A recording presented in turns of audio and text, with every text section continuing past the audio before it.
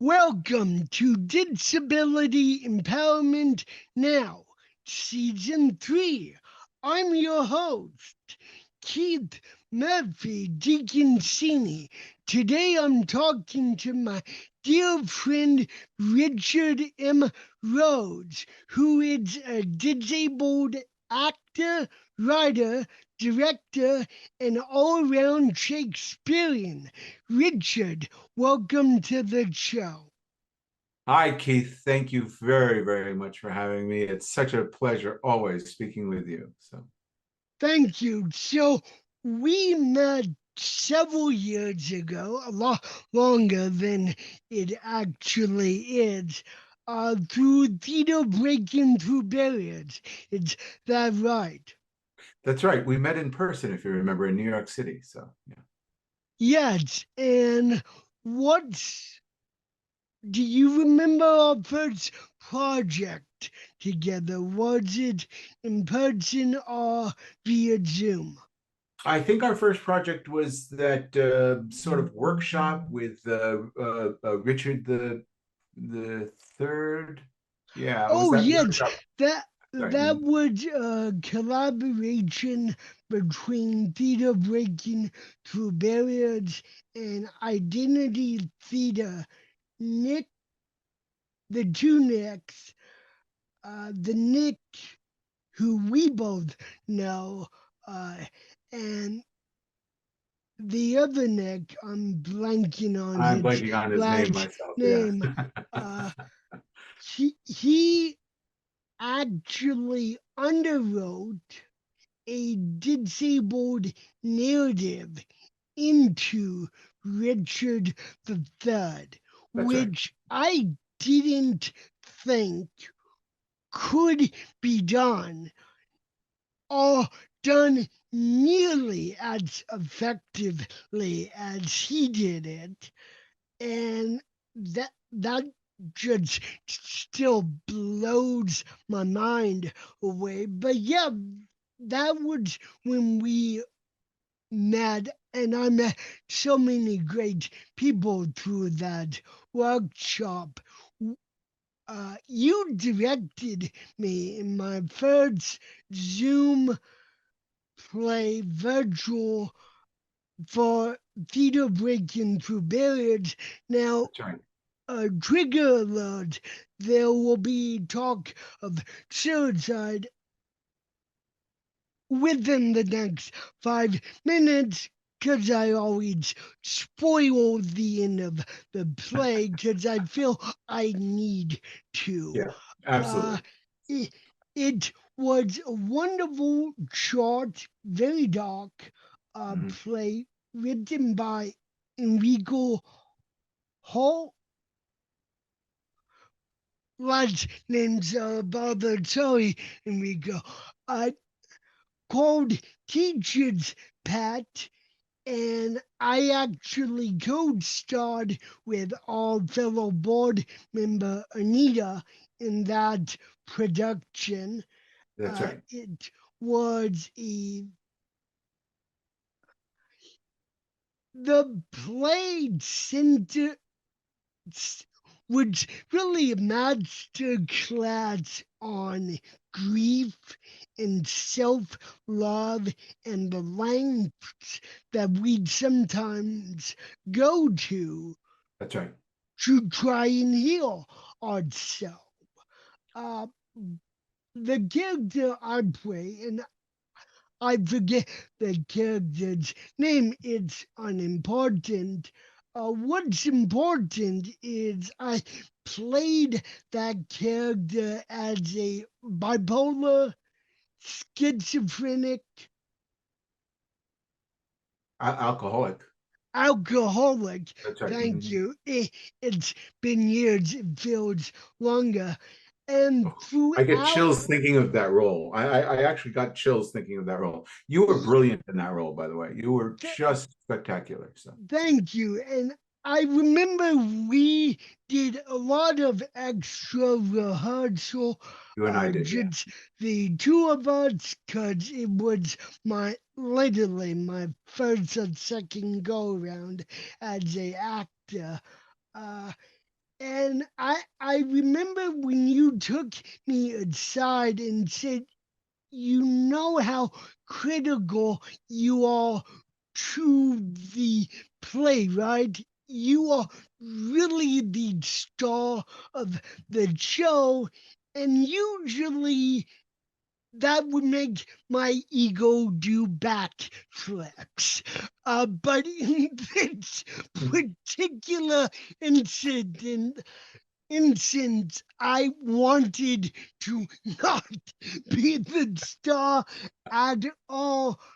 About Well, midway through the play, you can see there's only one way out mhm, for this particular character. And the last 2 or 3 minutes, I end up as the character hanging myself with my belt.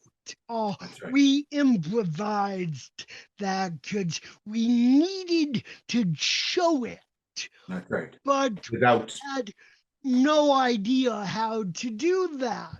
right. Without we didn't want to be so blatant and blunt as to hold a because the whole play was, if you recall, is Enrico writes this very, very surreal almost. You never are really sure what time period you're in. Yeah, You're never really sure what space you're in. So it's spatially ambiguous, it's in time ambiguous, and yet there is a very distinct, definite characterization. You played a very specific character. And for your first play on Zoom, and for me to have told you you are the star of the play, that was a huge undertaking because Enrique does not write. This isn't banter. yeah, He doesn't write banter. Hi, good morning. How are you? Here's your cup of coffee. Oh, thank you so much. Have a yeah, wonderful day. He doesn't write like that. It's yeah, very dense, yeah, very convoluted, very poetic, and he loves just taking you in and out of time sequences and place sequences. And that was yeah. great. We didn't want to put a belt around your neck, remember? Yeah, no, but I actually insisted, and you said not too tight, and I looked at you dead in the eye, and I said, "Do you want it done right, or do you want me to have it? Because it's the pinnacle moment Yeah. of the play, and so I had to do it tight, but not too tight. It needed to look realistic enough. And people asked me, how did I play that role when I'm none of those characteristics? And I'm like, I forgot to go to church. I forgot to pray. I forgot to meditate. I forgot to go to therapy. And I probably drank a bit because I remember telling Enrique that it had that neo noir quality, and I'm a big film noir fan, and That's right, me so too. I could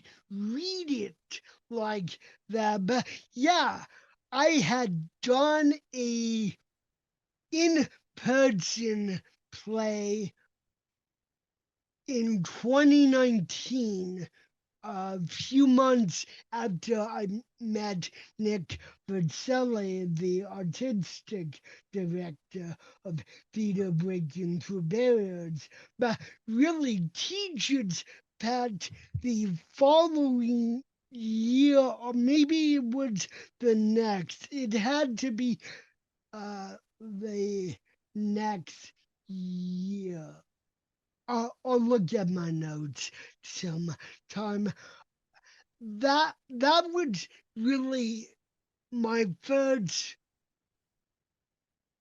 being thrown into the deep psychological waters of this is what theater can be, and we trust you enough on your first or second go round to pull this off. And my goodness, it was maddening. I'm so glad that we got to work again the next Thank you. time on a wonderful comedy written by Kate Hey, Allen called Mended. And she highlighted MEN in that title in all caps because it was at the height of the lockdown period. And she wrote it as a male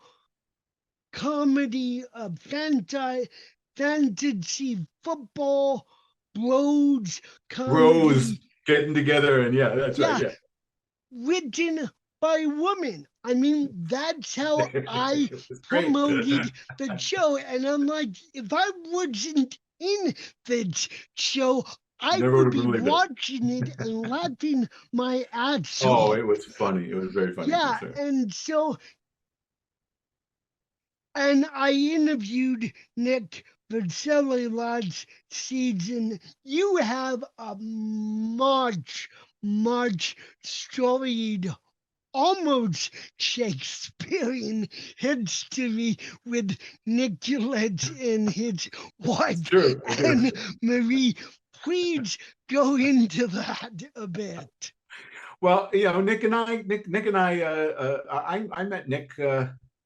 Oh, I guess he was 17 years old. So, without giving away any ages, at least 40 years ago. I've known Nick since before Anne Marie knew him.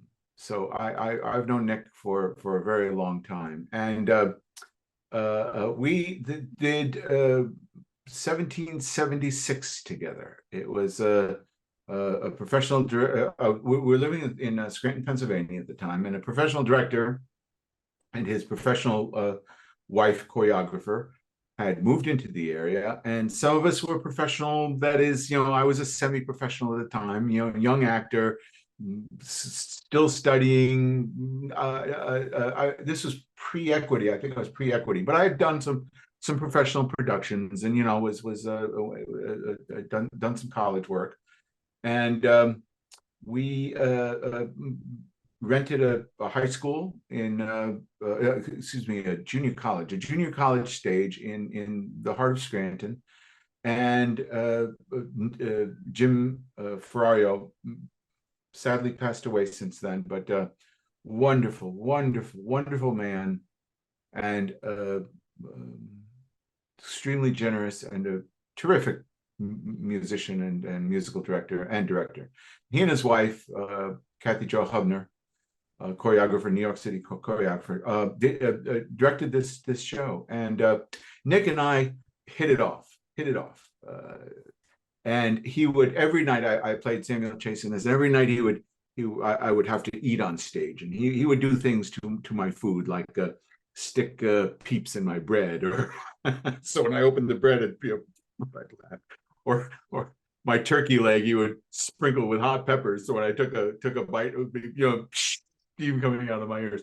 But we were both singers, we were both actors, and we both were really dedicated to doing a good show. And since then, we did a few other community / semi-professional projects, and then I went on to New Jersey Shakespeare Festival, and Nick's resume came across my desk. I was involved with that on an administrative level. I was both involved administratively and creatively as part of the administrative and creative staff. And his resume came across my desk, and I saw his resume, and I said, "Oh my goodness, this this is Nick." And so brought him in, brought him in as an intern, and Anne Marie, and we've just been friends ever since. We went to high school, but he stayed overnight at my house several times. He camped out there. I gave him jobs at different places. He gave me jobs at different places. So it's just been a remarkable fun that we had together over the years. And he's one of my closest friends, and I am one of his. And look, as far as I'm concerned, the same holds true for you and I. We've not known each other for 40 years, No, but no. we met in very interesting circumstances, in a situation that I thought was impossible, just like you. And we agreed on some things. We actually agreed on most things, Yeah. and we plowed our way through some stuff. And then the very next time you and I worked together, we worked on this incredibly dense. I mean, I'm talking about a show that would have been difficult for even the most experienced actor, someone who this is all they do. They worked on Broadway, off Broadway, and film work and stuff like this. And Keith, you're a good actor. Your experience is a little limited, but you're a good actor. Yeah. And you took the bull by the horns. You went with it. You brought my daughter, who is earning her PhD in neurodivergent behavior. So she's involved very much with the world of disability and how to negotiate, how to work that path. She grew up with a dad who was disabled all his life, and so who was also quite neurodivergent. So she knew what it was like. Anyway, she texted me while you were doing the show, and she said, "Daddy, I have tears running down my face. That man Keith is breaking my heart." And that's what we wanted. That's what we wanted. Yeah. That was exactly what we wanted. She said she couldn't get enough. She went on. She said, I kept watching that for because it was on YouTube and Facebook. By the way, everybody, it's still on YouTube and Facebook. Yes, so did a remarkable job. So. And I mean, I did what I didn't do. Go to church, go to therapy. Yeah. What I did do is I dredged up all of my demons, all of my insecurities, all of my even selective paranoias, because I needed to have all of those words, fears, and words, thoughts at the ready.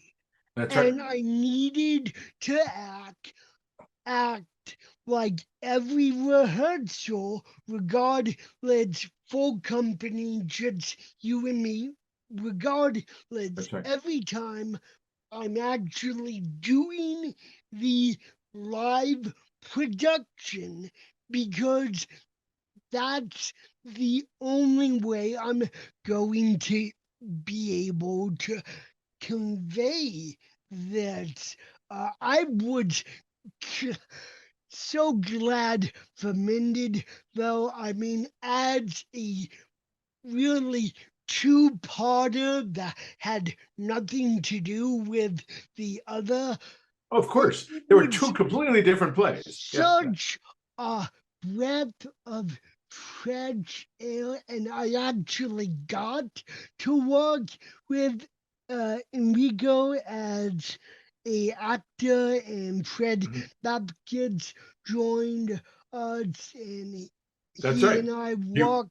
We're now on the same side of the board together. That's right. Walked on the next play. Right. So, I mean, the intensive going into that quickly, so people know. Actors are gathered in person when we have in person, but on Zoom. And then there are 3 hats. Actors' names are placed in one, writers in another, directors in another. They're drawn at random. That's right. 4 or 5 actors, one writer, one director. I my my first 3 plays I've had at least one person who has followed me through in some way since the last production. And so, as a warm up for my Virgin Theatre career, it was very gratifying. But that is the genius of the intensives Right. and the creative thought, all of the creative thought that go into them. The only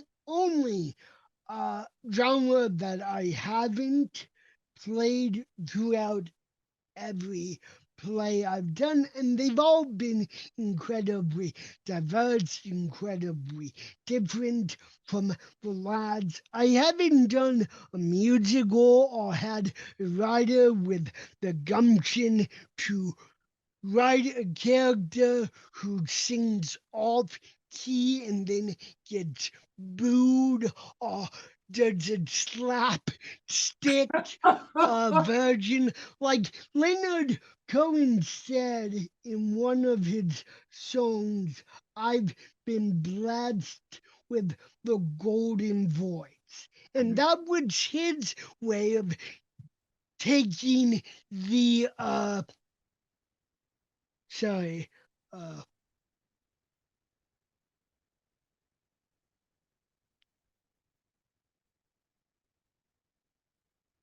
taking the sticker or the poker to his own unique voice, and Right. he was a very prolific poet and singer. Bob Dylan, of course, similar. Uh, Mhm. and so there are people out there that really are mindfully self-deprecating to a point, and I hope that a writer somehow is able to tap into that, because I'm a slapstick comedian by trade, even though I don't have experience. But I would love to take my speech impediment, or what I simply refer to as a accent, because it is, That's right. and That's a great way of saying it. I agree with you. Yeah. yeah, and just have fun That's right. with it. Because I mean, I got teased a lot on the playground in elementary.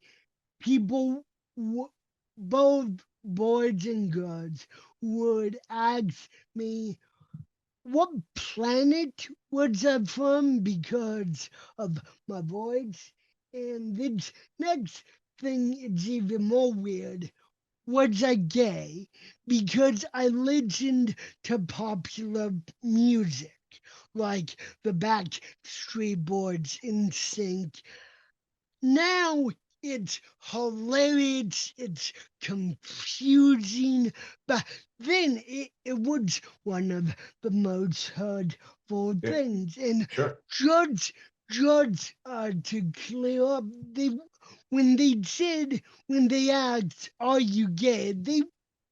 These kids were 7, 8, 9, nothing about sexual orientation. It was like, gay, are you stupid? Right. Which, no. And I don't know how listening to a certain style of music will make one stupid. So I've always taken those experiences and being like, well, I'm older now. If anyone's going to make fun or make light of me and my differences, it's going to be me. And so I'm going to work that in to my stick Right. of comedy on the side. And it's served me well. I mean, I certainly have been placed in situations where I where it has served me quite well, and other places, other situations where it hasn't Mm. served me well. But it's about reframing how you look and how you handle the past and what happened to you, which full circle, the character I played, if he was written in a different way, he could have done that, or one would hope Right. he could have. But it was a very dark play about self love. We did it on Halloween. That's right. Thank goodness we did it on Halloween because it wouldn't have worked on any other day in any other month. But yeah, and so shifting gears, That was such a great shift. It was such a great shift because it was completely the opposite, wasn't it? You yeah, know, you played a character that was, and what was fun about that is that you were buddies with all the other guys. yeah, Yeah. So it wasn't, you know, you told this very enlightening story about you in the playground, but you know, that's very sad, and yeah, that's an awful thing for you to have gone through. But yeah, the play that Kate wrote for you was a Kate that was completely, it was a play that was completely the opposite. yes, You were part of this group. You were an integral part of this group. yes, And they were your buddies, and yeah, they had your back and you had theirs, and it was yeah. great. It was really a great. She really did a great job, and you were funny. You were funny as hell. Thank you. And so tell the listener and tell me because I know a bit about your past. You mentioned your daughter and that you've been disabled all your life. I was born with cerebral palsy. You Yeah. either have it by age 3 or you don't get it. It's a developmental disorder as it happens in the early development stages of life, but it by itself cannot affect cognitive intelligence Right. uh, No, at all. Uh, that's right. but talk more Well, about your life and from then to now and how your experiences and meeting Nick and Marie certainly were big professional and personal uh, beacons for you, but I would love to know more more. about what made Richard Rhodes and what makes you tick. Open ended, but I mean, Yeah. that's, Yeah. Well, I have. First of all, I had very severe ADHD all my life. Obviously, you know, all my life, you know, and when I was younger, I'm in my 60s, and so when I was younger, my mother was a Montessori teacher. She actually came from Switzerland, and she studied at the Montessori school in Italy, and knew that Montessori style of teaching, of education.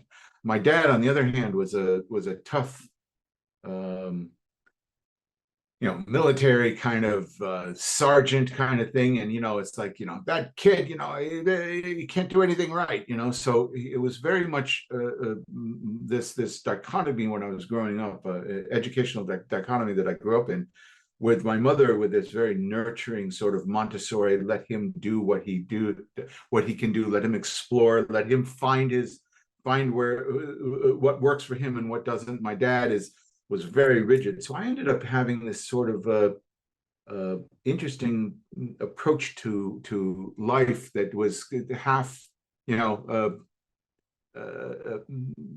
need to find my own way, and half uh, coping mechanisms, that my dad would force me into. Okay, this is how real people behave. This is how normal people behave, and you need to behave this way. So I had a little bit of that. Later, though, my dad, one of the things my dad had was a degenerative nerve disease, and so he had like about uh, 10 major surgeries all over his back and stuff like that, just opening his spinal cord, because the pain on his nerves were severe. And then sometime in my late 20s, I was walking down the street, and literally just twisted just like this, just like this, to look at something. Didn't bend over, didn't turn. It wasn't even a dramatic twist. And I did Broadway dancing, did all kinds of physical comedy, because I'm a character actor, and so I did a lot of physical comedy. Did some Broadway dancing, that kind of thing. But I just did a little twist like that, and I went down to hit the sidewalk. And sure enough, I was diagnosed with this issue. At first, orthopedists were looking at me, and the orthopedists couldn't find anything. I didn't have any bulging discs or anything like that, but I couldn't walk. So yeah, finally it was it used to be called corsalgia. It's now called something else, and so it's where your nerves just sort of the cells in your nerves don't regenerate, and as they don't regenerate, it's very painful. But one of the ways to alleviate that pain is through surgery, opening up passages in your neck and things like that. So I've had surgery on my neck. Actually, they go in through the neck this way. Surgeries on my back. But I was able to walk and move, as you know, and even dance, continue, So, but about 3 years ago, so I dealt with this ADHD issue, which always was a little debilitating and made anything I did very, very, very difficult. But I had these coping mechanisms put in place. But I medicated most of my life, still do. So in order for me to work my way through it.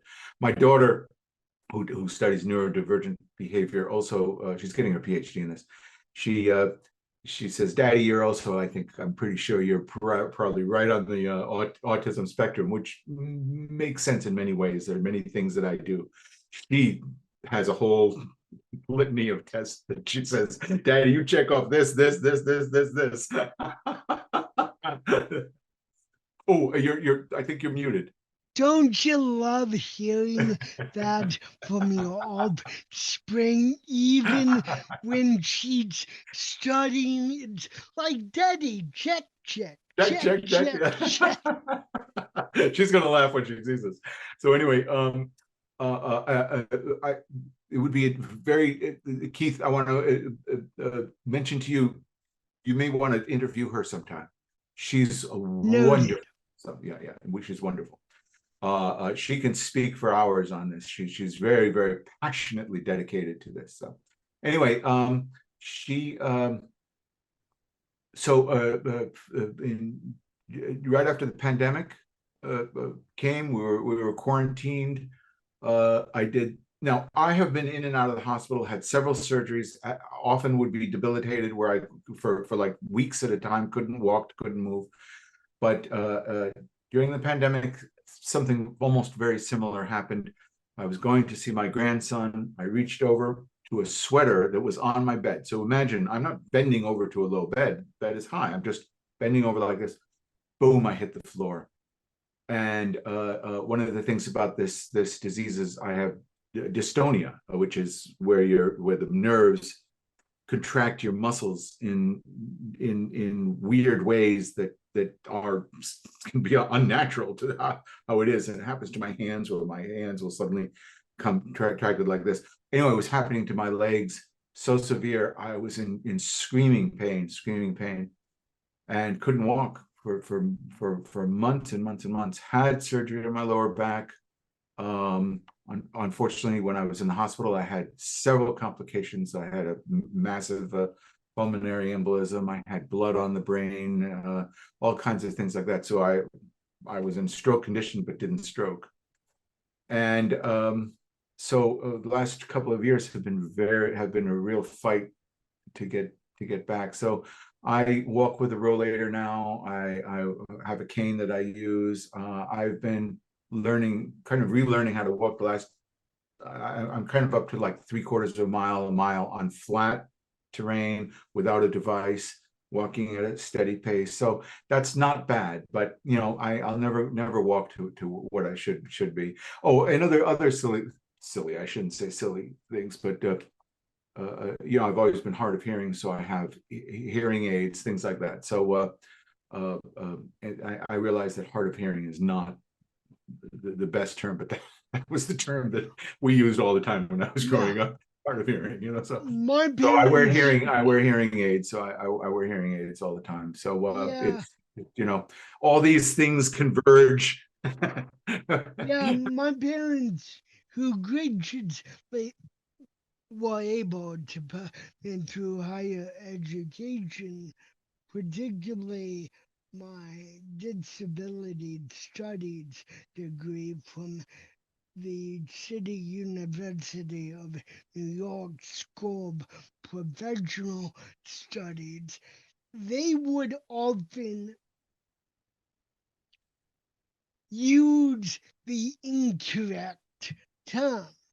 Yeah. And I was, but then again, they come from a very different time period. And so it's I know better here, some some or here, I people, should say, but yeah, sometimes the brain gets in the way.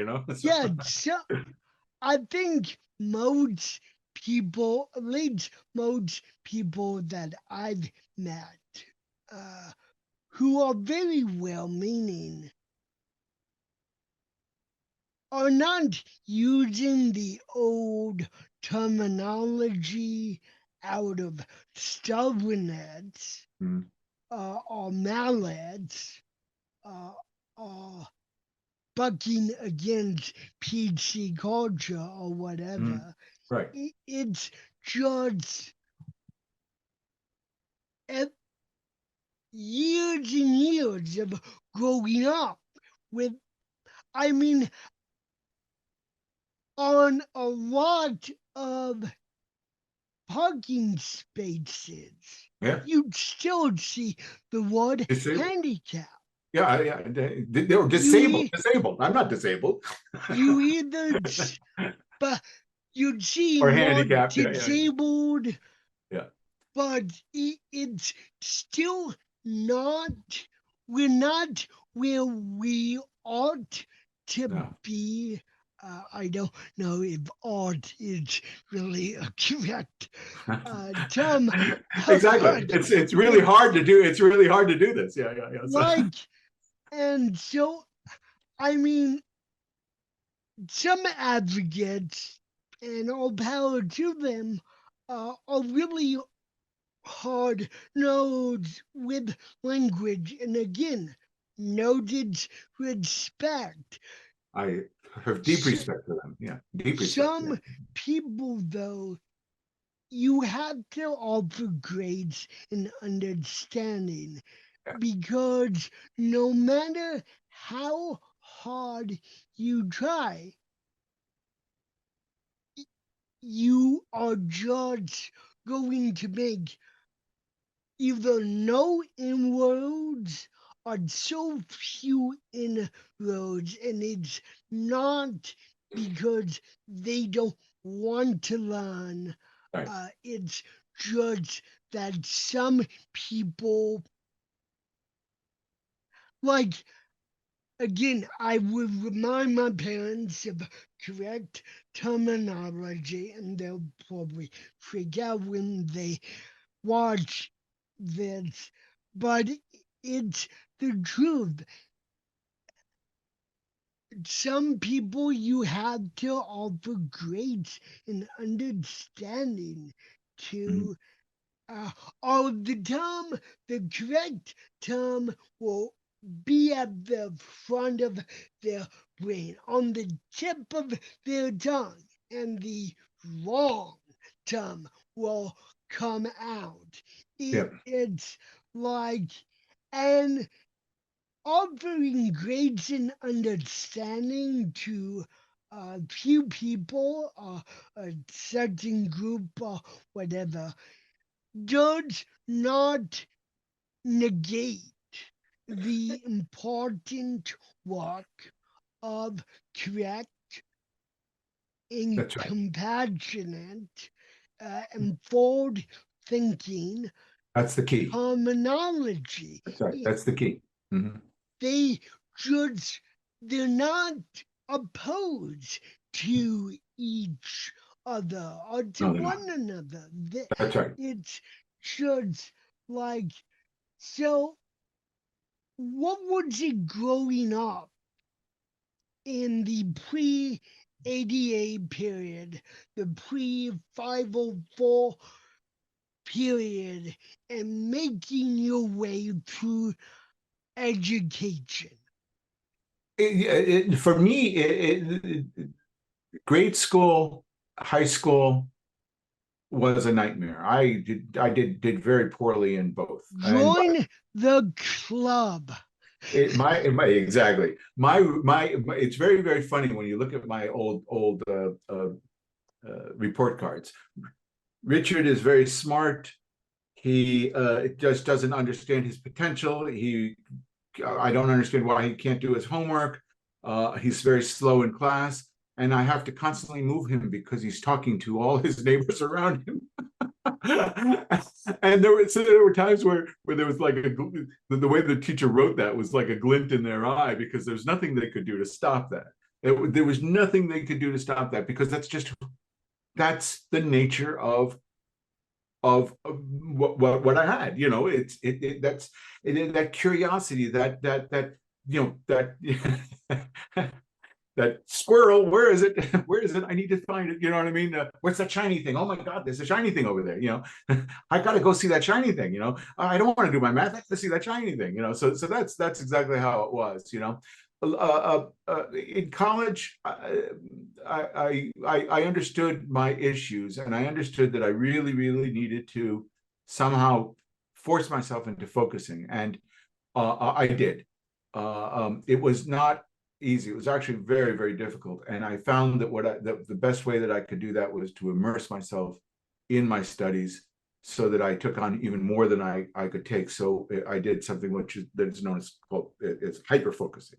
Hyper focusing. It's something that people with severe ADHD have to do. It's hyper focusing. So that constant butting up against deadlines and that need to hyper focus really helped me, and I did